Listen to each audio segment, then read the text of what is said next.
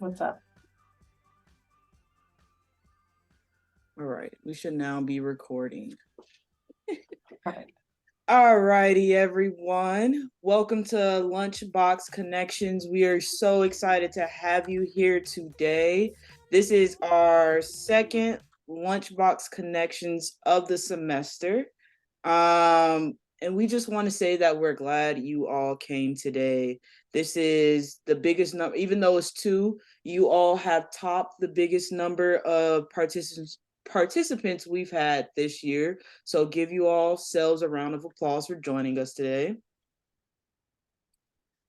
We just want to give you a brief 3-letter introduction of what Lunchbox Connection is. It is just for you all to connect, learn, ask questions, and honestly, there's one more: feedback that's not added. So it is your opportunities to have a conversation with the two offices we have today, and also ask the questions that you all would like to ask, but also learn from these two offices. First, we'll just go over a little bit of Zoom etiquette. Please mute yourself if you aren't speaking. Use the raise hand function or the chat function to ask questions. Let us know if you need something. Please respect the Ramley, which is you all here today. And then participate, have fun, enjoy yourselves. Although this is informational and conversational, there's still an opportunity to enjoy yourselves here today. So today's session is Money Matters, exploring VCU resources for financial success. So you get to learn about money today, and that is one of the most important things when it comes to families and what you all look for. How much does this cost is like the first thing families ask their student when they're attending school. So this is your opportunity to learn more. We have two amazing offices with us today. We have the Financial Success Center, and then we also have the Student Financial Services. So our amazing guest today is Amy Pridemore, the Director of Family Success, the Office of Financial Success Center by Virginia Credit Union. And then we will have Colette Reed, who is the Associate Director of Student Financial Services. So first, we are going to hear from Amy. I'm going to have her take it over, share her screen, and get this Lunchbox connection started. Thank you all.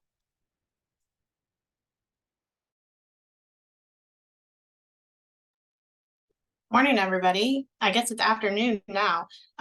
Give me 1 second here while I pull up my slides and go to presentation view.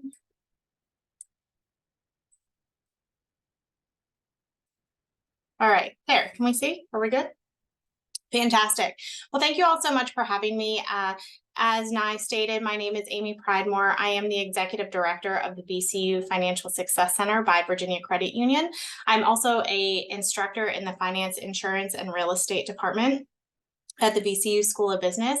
You will note that Virginia Credit Union's logo is on our name. We are very grateful to them for providing the gift to endow our center that provides our operational support to allow the center to run and function.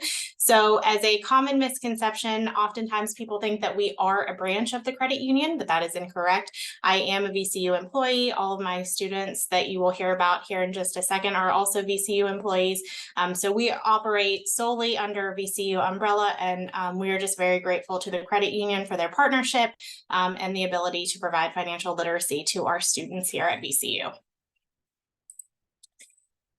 So if you have never heard of our office before, I'm excited to have the opportunity to share that with you today. The main focus of our office is our peer financial coaching program. So we have currently 10 students employed that their titles are financial success coaches. The beauty of that is that they're undergraduate students who are excited and willing to learn not only about their own personal finance, but then teach other students about personal finance as well.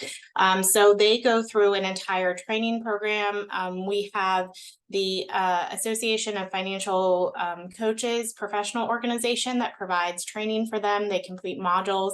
We do various sessions on credit. Actually, the SFMC provides some sessions for them as well on training and learning about student loans, so that they are well-versed and well-educated to provide financial coaching to other VCU students. We found that this model works really fantastic because they're also experiencing a lot of the issues and the problems that your students are facing as well. So they're very relatable. It has worked out really well, and we have gotten some really great feedback on that. So in addition to our one-on-one appointments that our coaches provide, we also do different webinars and workshops throughout the semester. You'll see a picture here that two of our coaches did a session on credit last month. They titled it Spooky Season, taking the spookiness out of credit, making it not so scary, allowing students to understand what credit is, how they start building credit. We've done certain sessions on healthy eating on a budget. In February, we typically do one on relationships and money. We're doing some on taxes. Another big webinar or workshop that was put together by our coaches this semester that was a big hit was side gigs. We have a lot of students who want to learn how to create these small businesses and, start earning an income from those. And then once you earn that income, what do you do with it? Do you pay off your debt? Do you start investing? Do you create an emergency fund? So we just went through all of those options with them and allowed them to see what their availability was with it after they created these side gigs. We also do group presentations. So oftentimes we have requests for the Univ 191 classes that we go in and do presentations for. We have presentation requests from residence halls, sororities, fraternities, honorary groups. So we get them from all over, and we do these ad hoc as they're requested. And then our office does other special events as they come up. We had an ice cream social back at the beginning of the semester, so students could come and see our new office, meet our coaches, and just really kind of feel what the office is like. And then we have some game nights where we play Monopoly and Life and those financially centered games. We have pizza. It's just an opportunity for students to come and really see what the center is about and have fun while interacting with some of our coaches. We have a large campus presence. Right now, our main office, we are lit in the School of Business in Sneed Hall. Our office is staffed in person from Monday through Thursday, 10 a.m. to 4 p.m. and Friday from 10 a.m. to 1 p.m. We also have virtual office hours by appointment. Students can make appointments in the evenings and on weekends as well outside of these in-person hours. We do have some drop-in hours and hours by appointment at the Cabell Library, which is very centrally located on VCU's campus. And again, in our partnership with the Student Financial Management Center, we have some drop-in hours over there this semester as well. Another thing that our office does is we bring in different speakers. We had a speaker here back in October who built financial plans with our students, which is really cool. They were able to put in their profession. They were able to put in the city that they wanted to live in. It has live data that allows them to figure out what that salary is going to be, what the cost of living is, allows them to put in if they have any student loan debt, and then allows them to build a financial plan to know, how much they're able to save and put away for retirement and the future. There's things like life hacks, get a roommate, save some money, that sort of thing. So that was a really exciting session, and we hope to bring them back in the future. Also some other financial literacy speakers as well. If you're interested in following us on social media, this is where we post all of our events. We do have both a LinkedIn and an Instagram page. So our LinkedIn is over here on the right. It's the VCU Financial Success Center by VCU, and our Instagram over there is on the left, and that's typically more popular with our students so that they're able to see what some of our events are. So that was the quick and dirty rundown of our center. There are many more things that I could tell you, but I didn't want to overwhelm you. I want to have this to be conversational. But if you are interested in contacting us, I have listed our email, our Instagram, our LinkedIn, and also our website, which I will put in the chat because I know that that is not an easy website to remember, but it does have quite a bit of information that I'm happy to share with you. So with that, do you Kenley, do you want to take questions now, or do you want me to wait until Colette's done and then we could do them all at the same time? We can take some questions now and then we can Okay. do a catch-all at the end as well. Yeah, that sounds great. So yeah, if anybody has questions, like Nyla shared in the beginning, you can use the chat function or you can use the raise your hand function. If you hit reactions, there's a button for raise hand, and then Amy can call on you for questions.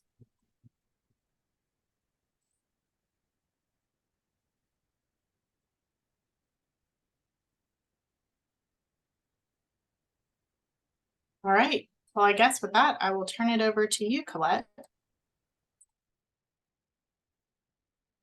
Again, sometimes that unmute feature just messes me. I know. I'm trying to find my toolbar so I can stop sharing and I can't find it. So you might just have to take it over. I will. Hopefully I'm going to be able to do that. So hi everyone. I hope you're doing great today. My name is Colette Reed and I am the Associate Director in the Student Financial Management Center. And we love serving students. That's absolutely what we do. So let me get my screen up and then I'm going to tell you all a little bit about us brief. And then we're going to move on from there. Let's see. Tell me you can see my screen. Okay, fantastic. Now you're going to see me going back and forth between my three monitors. I've got my PowerPoint presentation up here. I've got some talking points up. So if it feels like I'm all over the place, just bear with me. I want to find the good information for you. I know that you are students at VCU already, so you've chosen to come here and spend your time and money at VCU. And I was really excited to actually hear Amy's presentation because they do a lot of things that we don't do in regards to general personal financial literacy. Here at the Student Financial Management Center, we've got a lot of financial aid literacy, which is very different. So I appreciate an opportunity to kind of talk about how we are a little bit of separation from the services we offer and the services that Amy and the team in the Student Financial Success Center do. So, but we always love to partner together. We've got a great space. If you ever want to come see them over here because we really enjoy it when they come to visit. So since you are all current VCU students and families, I don't want to waste anybody's valuable time by going over information that we have in orientations, things that you went through when you were at an open house before you chose VCU or when you were incoming. And there's a lot of changes. So I do want to speak about some high level things first that our office continues to do. Some of the services that we offer to our students.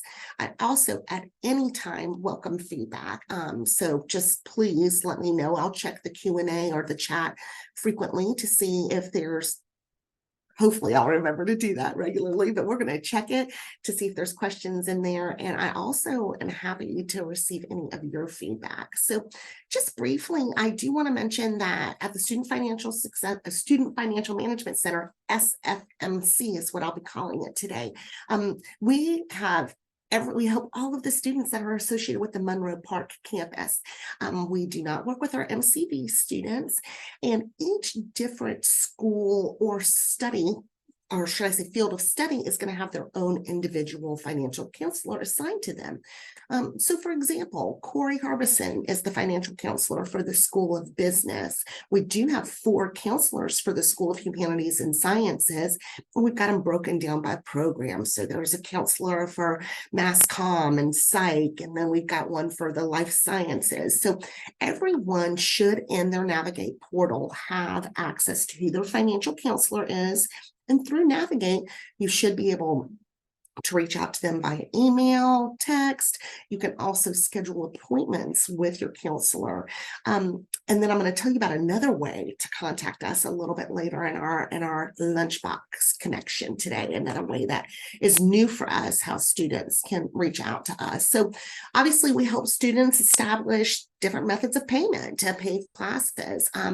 We are going to be working with federal financial aid, installment payment plans, of course, obviously full outright cash, check, or credit card payments. We do have a separate military services team that you will work with if you are a military student or dependent of a military service member with a benefit. So we do have that group as well. And some scholarships come through our office. And I'm going to mention one resource that I mention every time I have an opportunity to speak with students. So I'm going to share something with you about that. Looking forward, I want to give you just a couple of items that I think are important to keep on the forefront of your mind as we look to spring. So we are going to be on the information down. We're going to be sending our bills for the spring to students and families if they have set them up to receive their information as well. That's going to go out the week of the 15th of December. And that's going to have the housing and the dining plus tuition and fees charges. Of course, housing and dining is only if applicable, because if you're living off campus, you're not paying that to VCU, but our bills will go out. Now that first bill is going to show a due date of January 24th. And that is going to be the first due date. However, there is a little bit of a soft period, or should I say a grace period, where we're going to send out another email on the 1st of February, or another bill, forgive me, which will go via email. But we'll send that out on the 1st of February, and that has the firm final due date for the semester.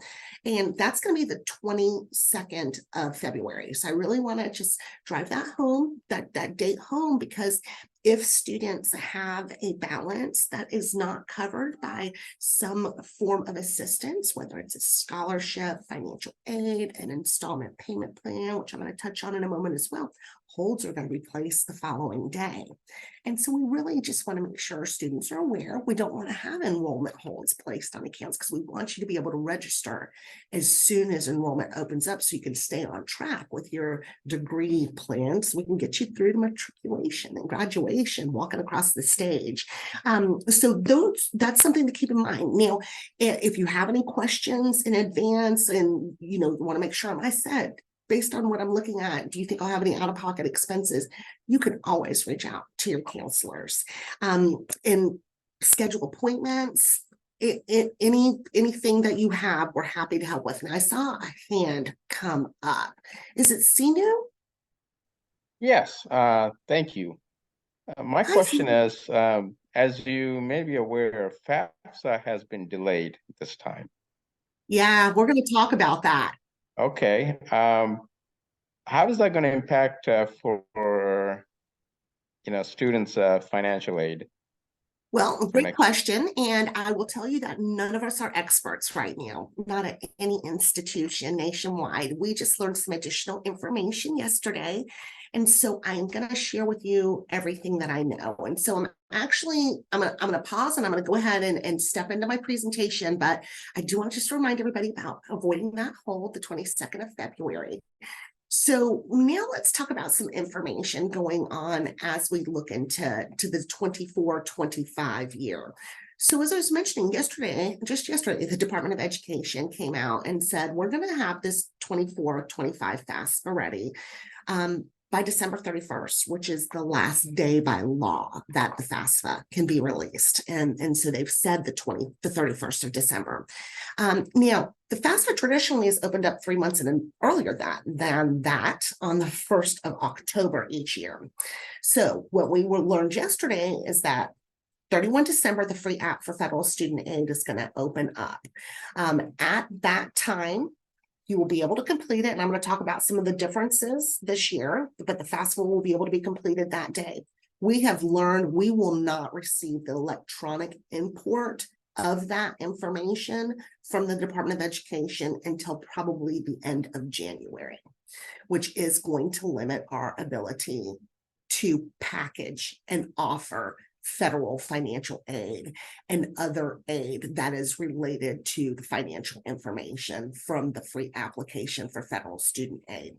So, it's tough because we're kind of hanging on to.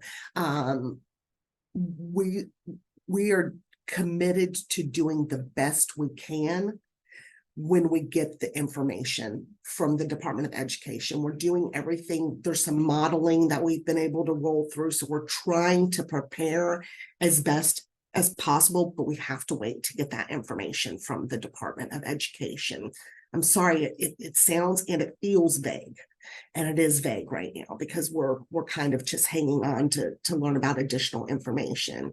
But I am going to go through some of these details, and we're gonna maybe be able to touch on some of the differences at least. And then I am going to go ahead in our chat. I'm going to put in a link that we have. We've got a new feature now in the Student Financial Management Center.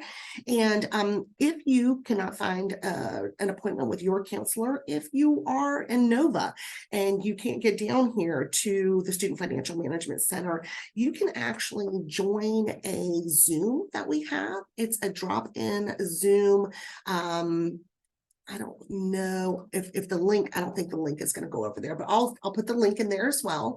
But there is a Zoom that folks could join us at, and I'm going to get that, y'all. Please bear with me in these technical difficulties. I'm going to get you the Zoom information there because you can drop in daily from 9 a.m. to 11 a.m. and 2 p.m. to 4 p.m. There's no appointment required. So I'm going to, once I get out of a different screen, I'm going to get that and get that into this chat section so y'all can have that. And then we're going to send out information as soon as we get it from the Department of Ed. So please rest assured that we're going to do it as quick and as fast, efficient, and right as we can once we get more information. Okay, so let's talk a little bit about the new information related to the free app for federal student aid. So, for example, the 2023-2024 FAFSA application is already opened up. I am going to guarantee if any of you have received federal financial aid or state aid for the fall term, you've already done your free app for federal student aid, so you don't have to worry about that.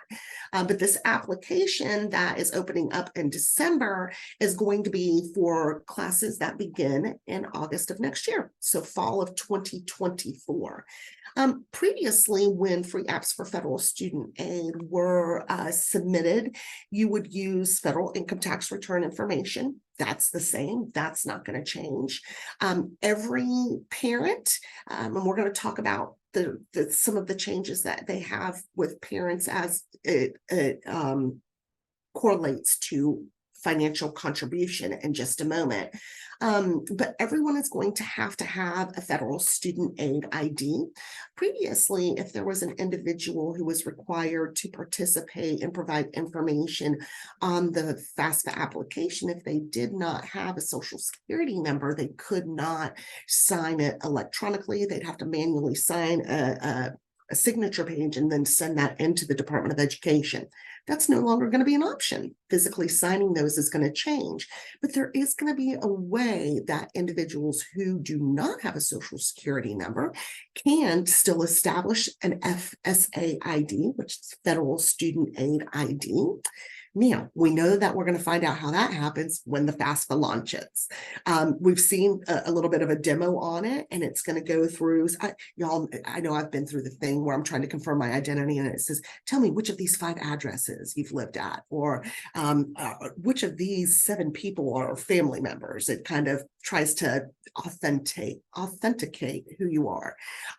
So that's going to be something different.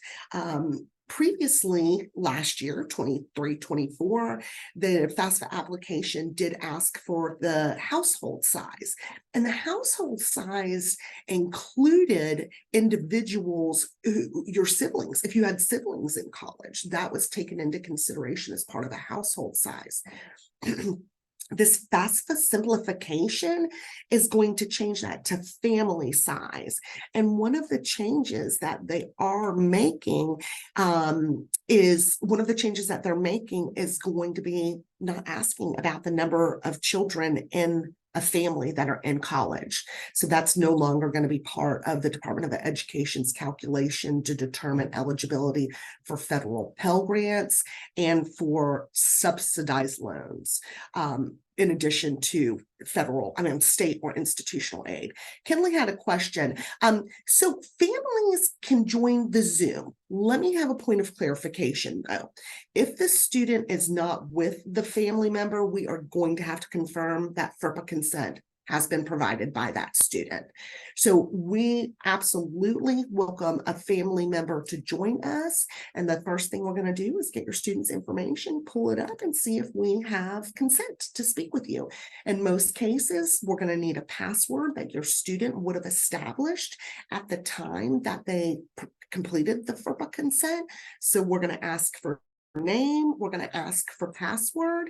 Once that's confirmed, we can absolutely speak with families. But if the family and the student are together, easy breezy. But if the family member is not with the student, we do have to have consent for that individual to share information with someone other than the student. Great question. Felicia, great question.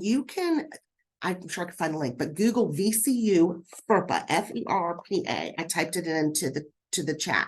Google VCU FERPA consent. You can fill it out. You can take a picture of it, but you have to send it. There's an email address at the bottom of the FERPA consent that says to send it to RAR for records and registration. So that needs to go to rar@vcu.edu. But it must come from your VCU email for authentication purposes. Okay, so that's the important thing. Don't send it from your personal email because anybody could be sending it. But please do. You can print it off, like I said, take a picture of it. It has to have original signature, can't be a typed signature. And then we'll get that information uploaded within a day. What's really important is just make sure the individual or individuals you're providing consent to know that password, because I can't give them any hints. I can't tell them it's numbers, letters. So just make sure they know what that password is. But it's a great thing to do. And you can revoke FERPA consent at any time if you want to. But as long as it's there, we're happy to speak with them. Super, super good question. So that's what we're talking about. The siblings in college is no longer going to count.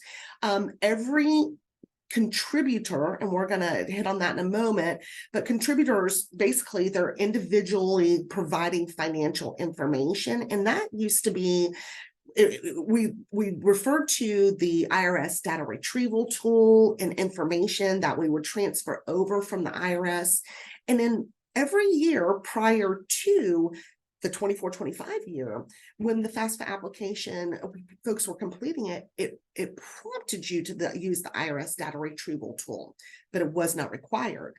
As students and families could sit there and manually look at their tax return, put the information in, which could lead to errors. So we always encourage students to use the IRS data retrieval tool. However, that is no longer an option. You're going to have to use a federal data transaction that will have to be consented to. So we'll talk a little bit more about that in a minute. But the federal tax information, which the new acronym, obviously FTI, is gonna all be connected to the signature and getting the information from the IRS, which is also really cool because previously, if folks had amended a tax return, it could be very difficult to get that information proper in a FAFSA. Now it'll pick that up as well. But no longer paper signatures are no longer an option. At the end, when the FAFSA application is submitted, we used to get something called a student aid report. And we'd review that this next year. It's going to be called the FAFSA submission summary. Super, super important to review that because that's how we determine if there's any errors, right? You're going to look at it. Is my date of birth correct? Did I type my email incorrectly? Those types of things. So you really do want to review that. Now, the result of that FAFSA is going to be, previously, you would see on the bottom of the FAFSA confirmation page your expected family contribution, and it could be anything from 0 up to 6 figures. And that is what we would use to determine students' eligibility for federal Pell Grants and for federal subsidized loans, which are the portion that we don't pay the interest on, the government pays the interest on for us while we're in school. That's now going to be transitioning to a different formula, and the result is going to be called a student aid index. if we think about it, y'all, the FAFSA is going down from 108 questions, I think, to 45 questions. So the purpose is to simplify it. So we're no longer going to see that EFC or expected family contribution. We anticipate that the student aid index will now be able to go negative, actually. So again, y'all, we're learning. Don't put me out on the road for it, but we believe that a negative 1,500 to a 6,000 SAI should hopefully get a student some federal Pell Grant, where previously the EFC could go up to about 6,200. So we just have to wait to see how we're going to apply all of these formulas once we get the information from the Department of Ed. I'm going to pause. That's a whole lot of information, but I think it's important for our current students to know because this is all changing. It's all changing. Kinley, do you see anything coming in? Is there any? I don't see any questions. Not since the last one you answered. There's one back from the beginning about the payment portal itself. Oh, okay. I didn't see that. Let me go back to that. It's about, I'm not sure if you, Colette, work with the system itself, so you may not have the answer, but someone asked about it, why there's not a logout procedure after they make a payment for their student if they are an authorized user. Okay, I do not know that, but let me tell you where to send that information to. Let me put it in here. It's stuacctg@vcu.edu. That's student accounting. Please send that to student accounting. Sometimes we learn things because y'all tell us, I promise you. And they may not be aware of that, or they may not be aware. No one may have ever brought it up before as a concern. And we need to take that. We don't need to take that lightly. Thank you for sharing us. And please do let student accounting know because they would work more with, I believe TouchNet is the name of the company we work with to process payments. So great question there. Really good question. Okay, great. And I want to get that Zoom link. So let me grab that because I do want everyone to have access to that. We've gotten super positive feedback just with flexibility and folks being able to get to us because depending on the time of the year, sometimes it can take us getting into the SFMC. We could have a line that sometimes gets a little bit long. Okay, anyway, I'm going to get back to it because actually I'm not giving up. I have to persist. Y'all. I know exactly, just suddenly hit me. I know exactly where to get that, Colette.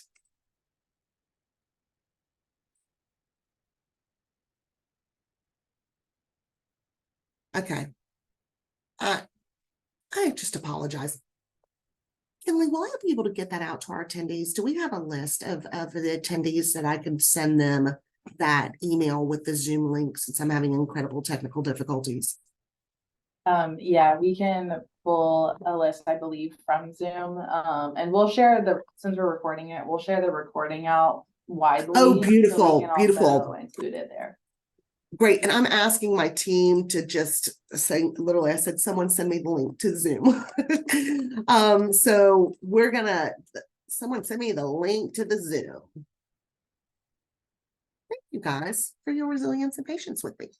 Okay, so let's go on to our next slide. Contributors, this is going to be different this year. Previously, a student could choose any parent that they want. If their parents were not their biological parents or their parent was not remarried, if a parent was not married, they could choose whichever parent they wanted to complete the free app for federal student aid.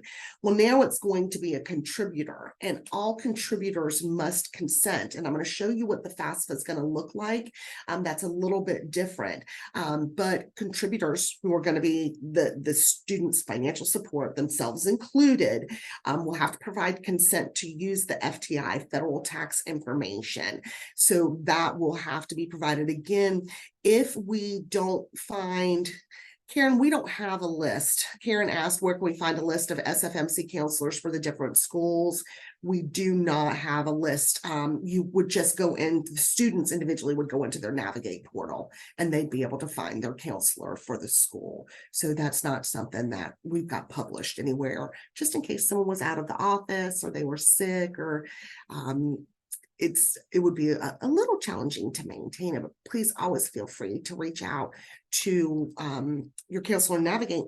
And if for any reason, see, I love this conversation, it's so good. If for any reason you cannot get in touch with your counselor, we have a general mailbox for the Student Financial Management Center. It's sfmc@vcu.edu.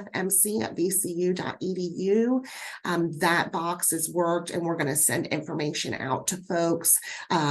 If, for example, you come in and it's not just general question, it's a little more in depth, we will forward that on to the School of Business or the School of Engineering counselor so they can follow up, schedule appointments, that type of thing. So Navigate, or of course you can reach out to sfmc@vcu.edu.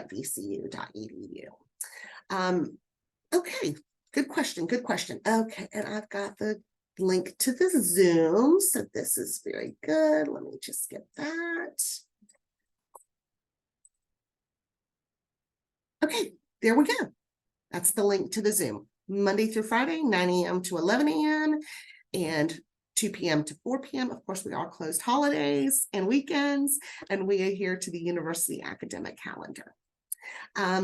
Okay, so FAFSA completion, basically it's going to be very similar in regards to getting the tax information, which is going to be part of that required signature. And if a student or family member, when the pop-up asks them if they will consent to be a contributor, if they decline, there's no financial aid for anybody. It has to be you have to use the federal tax information. You have to provide that consent. So that's very different because, as I mentioned last year, the information could be manually entered, which is no longer an option. So like I said, you have to provide the consent. It determines eligibility for financial aid. And then that was what adds the tax information to the free app for federal student aid. And then once the completion is, same thing. Okay, there we go. Consent's denied. This is what the pop-up is going to look like. So it's just going to be slightly different, letting you know that it's been denied or the consent was not provided. So if the student doesn't provide consent, so I think I had a duplicate slide in there. This is going to be what it looks like. You're ineligible. Right there, you didn't provide consent, so you're ineligible. Boy, that's hard. That's a lot more firm than it has been in all of the 21 years I've been working in higher ed, federal financial aid. So yeah, just know you've got to provide consent. And then for purposes of what is a parent, and they're going to ask some very, very specific questions now. So about I generally don't like to read verbatim, but I think it's very important to read this particular definition. A parent is a biological or adoptive parent and or the parent's spouse, their step parent. If your caretaker does not fit the above information, reach out to us because there are some situations where students may have special circumstances and their caretaker may be someone other than their biological parent. The Department of Education always gives us allowances to work with students in particular situations that are not along the norm. The student, as they open up that free app for federal student aid, they're going to have to invite their parent to participate in the FAFSA application. And that's why the parent has to have that federal student aid ID. So they should have it. Again, if you've used free app for federal student aid before. What you're going to notice is they're going to ask you to provide information about your parents. And if there is only one parent, you're only going to fill out the information for that one parent.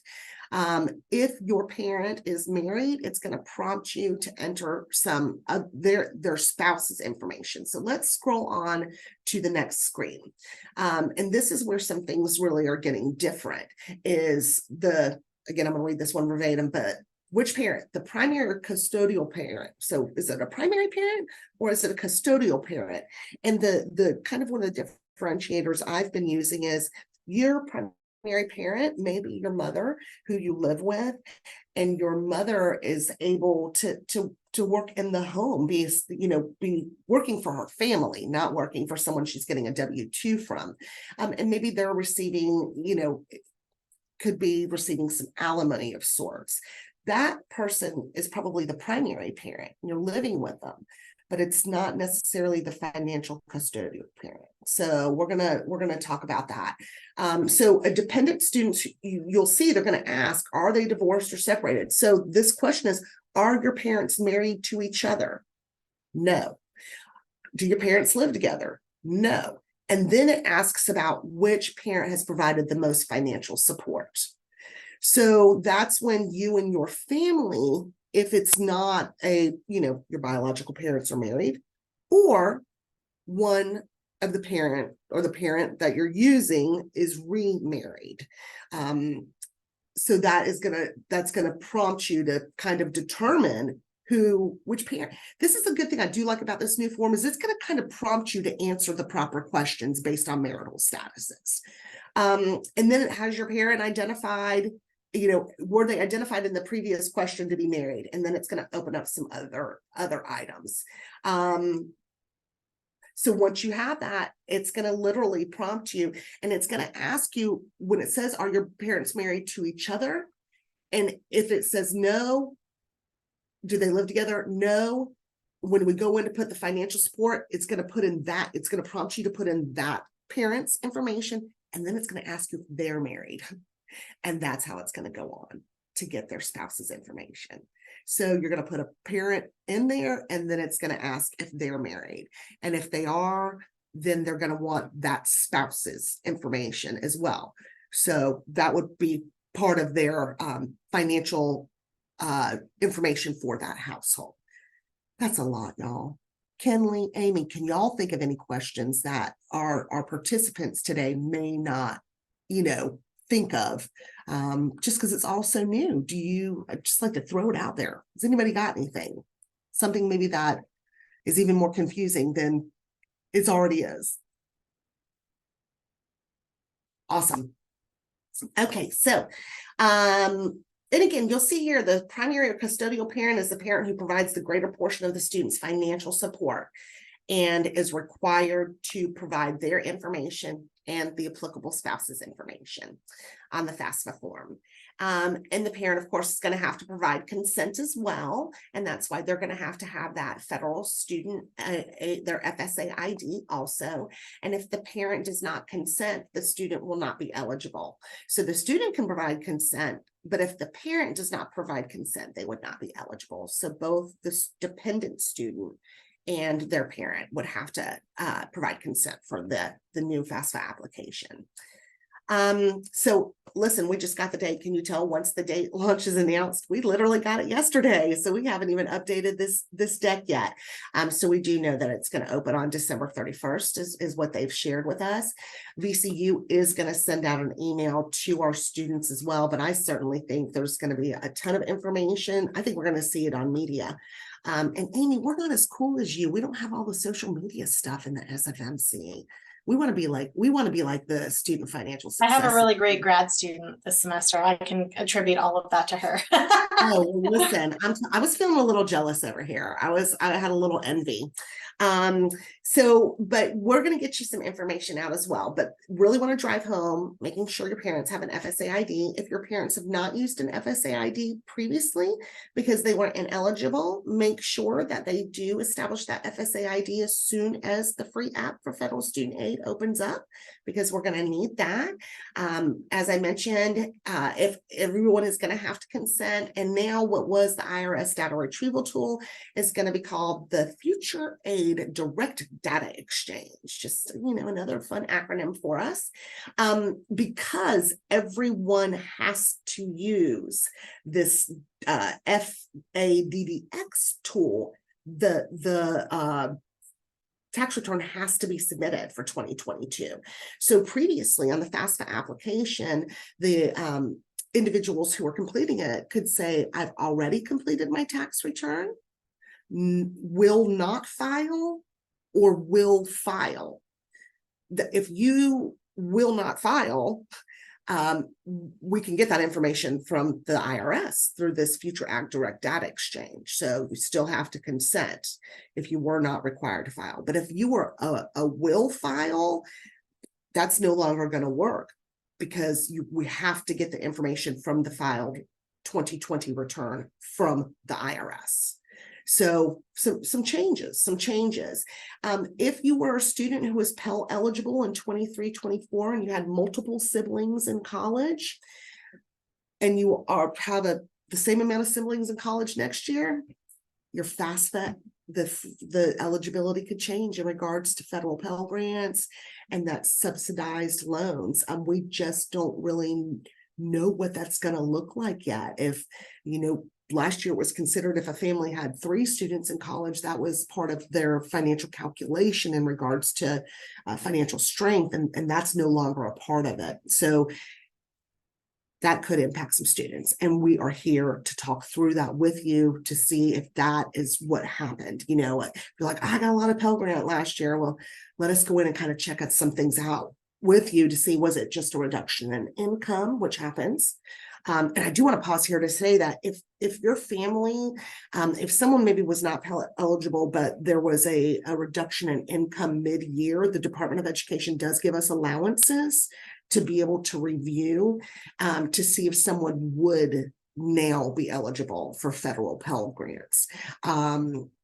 So Erica has a great question. Okay, let me hold on. Heather, which parents are married to each other? I would say to have both parents own the FSA ID, Heather.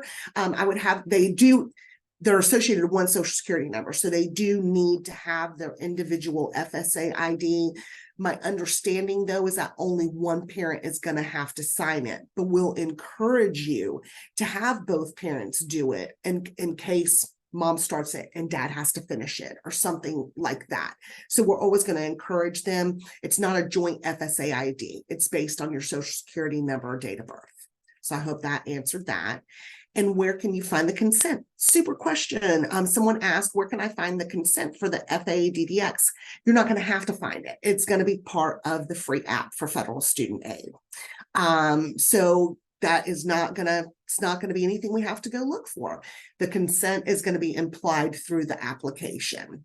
Another really great question. What is the age students are considered independent?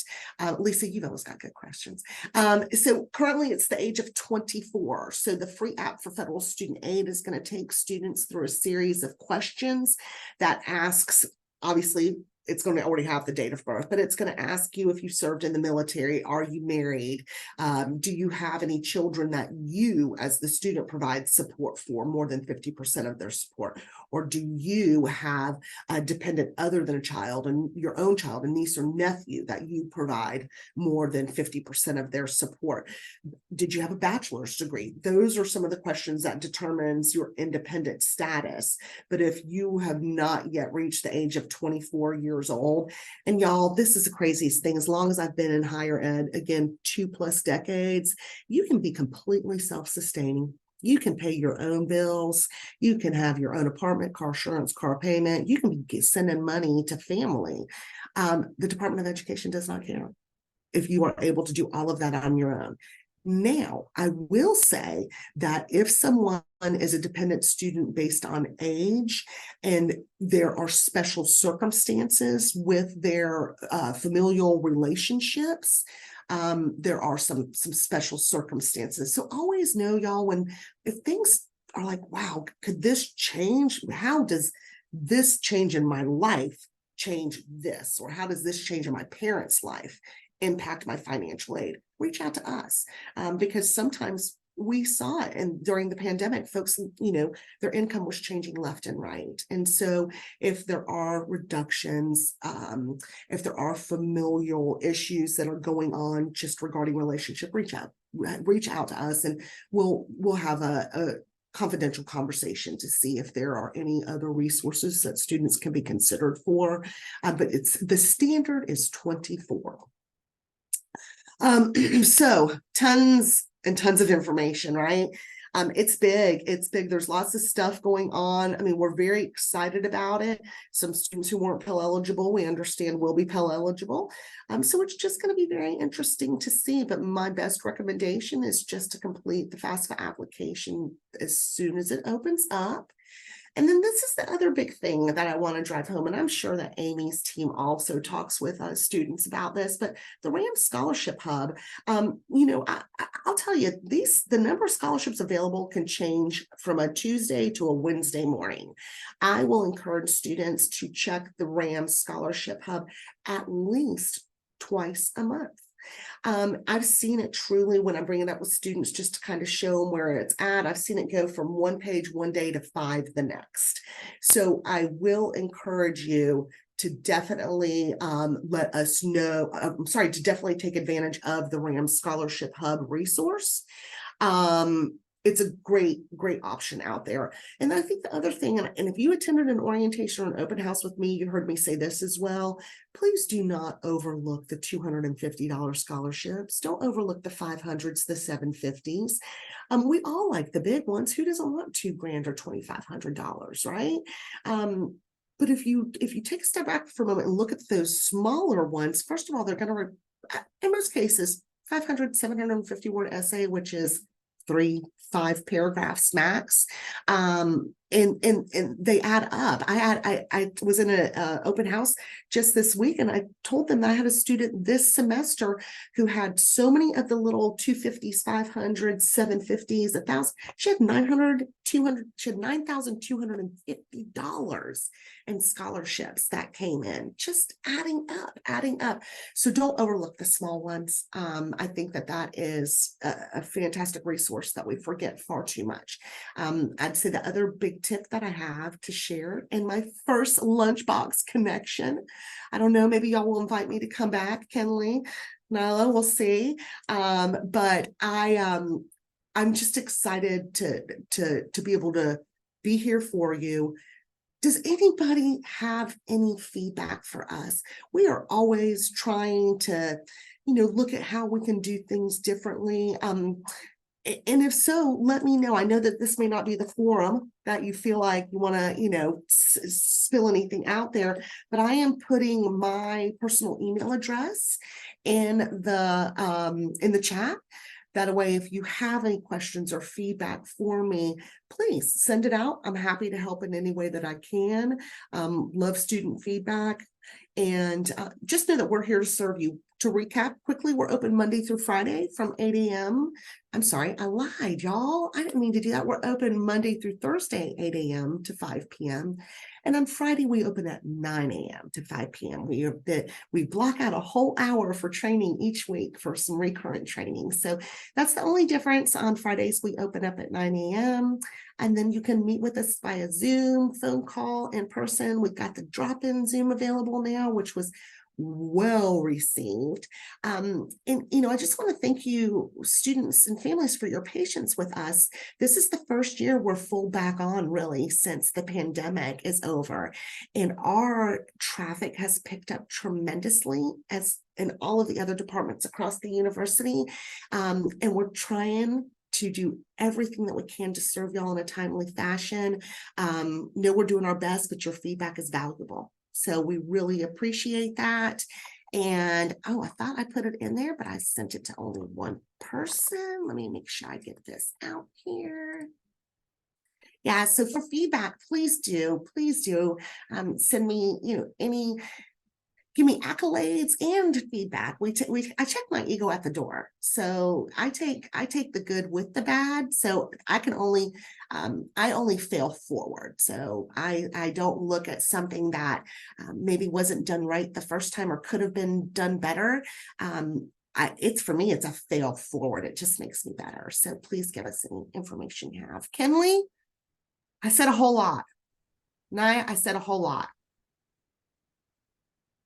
I did have some things that I forgot to mention in my spiel, Colette, if I could take a few. Amy, throw it out there. My words are. So real quick, I forgot to mention the types of appointments that we offer. If your students are interested, we offer them about how to build credit or what credit is even in the first place, how to set savings goals, different, if they want to start basics of investing, paying down debt, and budgeting. Those are all different topics that they can schedule with us. They can do that through Navigate. Again, all of our services are free at no charge to your students. And then also I want to put in a plug that VCU is one of the few institutions that offers a personal finance class as a general education elective.